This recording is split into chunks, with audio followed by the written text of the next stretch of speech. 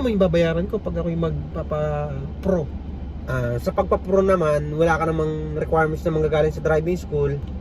Kaya ang gagastusin mo ay 425. 400. Paano kung mag-a-add code naman ako? Add code, yan. Oo. Yung additional code, depende sa code na i-add mo.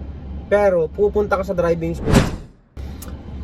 Hello, eto bumabalik ulit kami ni Bonnie TV. Ayan, lagi tayo dito ngayon kay AR23 na driving school. So, Bonnie TV, ayan, pag-usapan naman natin yung non-pro to pro. Kasi yung iba, 'di ba, ang pro sabi nila pang mga delivery rider 'yan. Tama. Yung mga pan-transportation 'yan. So, paano ba ako makakakuha ng professional driver's license na galing ako sa non-pro?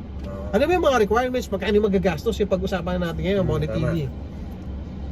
Sa pagpo-pro, nakadepende rin sa code kung anong code meron ka. Kung ang code mo ay AA1, motor tsaka tricycle, kailangan umabot yung non-pro mo ng 6 months bago ka maging professional. So linawin natin yun yung motor tsaka yung tricycle, A1 tsaka A tsaka A1. Tama. Okay, 6 months lang. Pero pagka may code B ka, kailangan umabot yan ng 1 year Ganun bago ba? maging pro. Yung code B ba, hanggang saan ba yung sakop nun?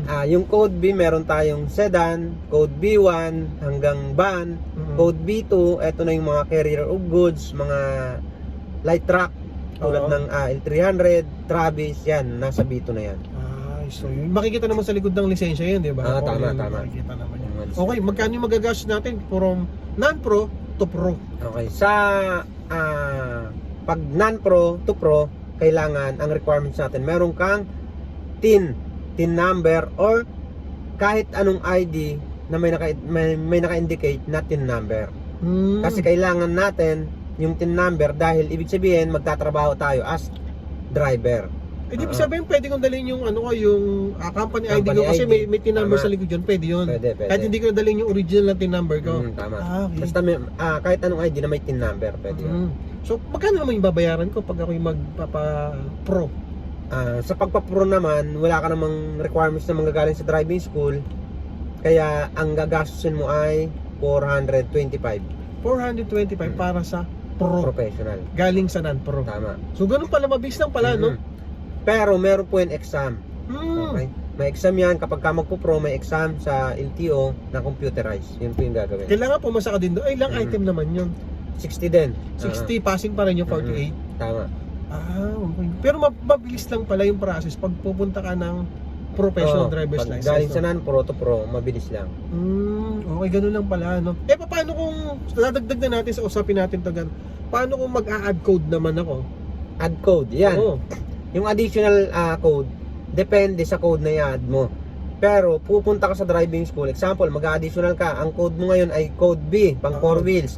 Mag-additional ka ng pang motor, pupunta ka sa driving school ngayon para mag-practical driving course. Undergo ka ng driving. Kukuha ka ng certificate ng pang motor. Pagka meron ka nun, punta ka sa LTO, yun ang gagamitin sa additional. Ganun pala. So ibig sabihin pala, kada dagdag mo ng code, punta ka sa driving school para kumuha ng certificate. So syempre magbabayad ka uli sa driving school nun.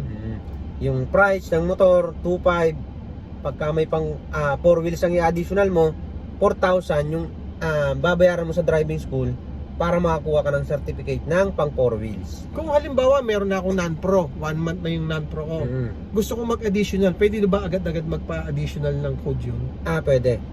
Basta may non-pro ka na. Ganun pala. Pwede pala yung. Basta ang pinaka-importante talaga, meron kang certificate na galing sa school na dumaan ka sa driving school, syempre. Tapos kung anong code yung kukunin mo ngayon. Depende sa additional. Pagka mga code C, code D, medyo matagal na yan. Pag mag-additional ka ng code C hanggang D, kailangan umabot ng 4 years professional yung license mo na merong code B2. Ganun pala yun. Kasi mga truck na yan tsaka bus. Kaya kailangan yung non-pro mo umabot ng 4 years. Yung professional mo umabot ng 4 years na kailangan meron kang code B2 para ka maging code C. Tama, code C. Ibig sabihin 4 years pa lang aantayin ko kung halimbawa ako na meron akong code na B.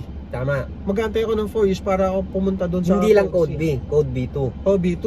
kailangan pala bago makakuha ng C, code C, kailangan may 4 years ako. 4 years professional ka na meron kang code B2. Pero yung simula A tsaka B, wala namang walang years na yan. Wala. Basta pag meron kang non-pro, pwede ka nang pumunta ng code B. Tama. Kailangan, pero dapat dadaan ka pa rin ng driving school.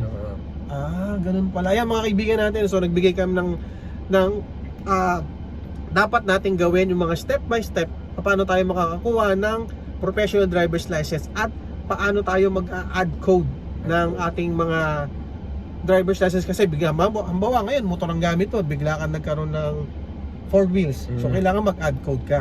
Okay. So yan, maraming salamat mga kaibigan. Syempre si Vonnie TV ng AR23 Driving School dito sa San Pedro, Laguna. Huwag niyo kakalimutan i-follow yung kanyang Facebook page tsaka yung Facebook page ni AR23 na Driving School. Yan. Open to Monday to Friday AM. Ayan. Pero mas maganda mag-message kayo kung kayo pupunta dito para mas ma-assist kayo na mas maganda. Diba sir? Okay. Yun. Maraming salamat and ingat po tayo palagi. Bye-bye. Thank you.